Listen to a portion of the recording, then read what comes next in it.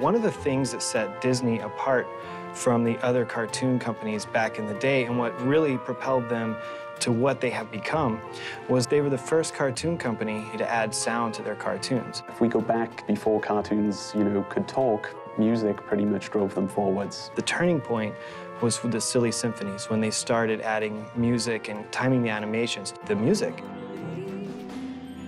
For us as sound designers and musicians, that's such a wealth of inspiration to draw from.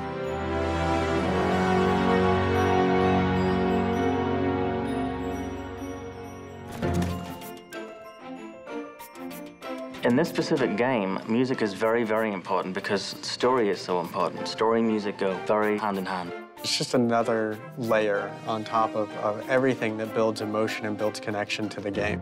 It is part of the atmosphere. It is part of the experience that we want you to have. I auditioned like dozens and dozens of composers and said, what is the Disney sound? What does it mean? Is it orchestration?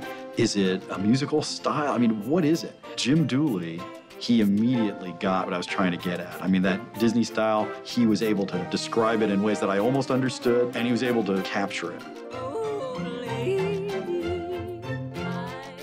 Jim Dooley did an incredible job of bringing in the concepts of classic Disney, but, making the tone slightly off-center. This is by far the best music I've ever had in a game. There are moments where he raises you to heights of emotion that are just incredible. I mean, there's stuff in here that will bring you to tears, I promise.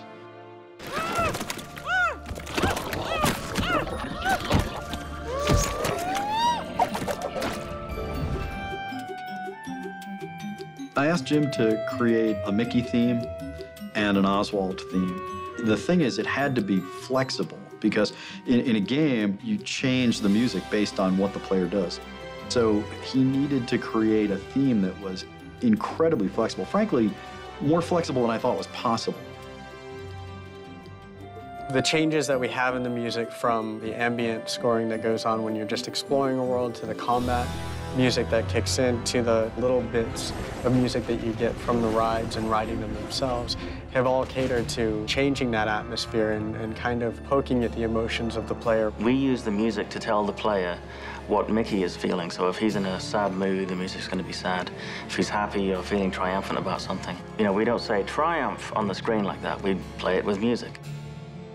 So we have our character themes. And then on top of that, we needed themes that would be applicable to each land. Each land you visit has its own unique sound. The music is awesome at capturing the environment and the feel of the space. So Lonesome Manor has kind of this eerie, dark, haunting tone that goes on. Again, it's a mashup. Everything in the game is about taking things that shouldn't belong together and putting them together.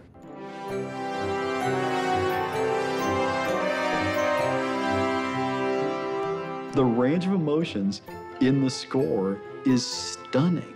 It's not about an adrenaline rush. It's not about frowning and, being really intense. It really has become a game about smiling as you play.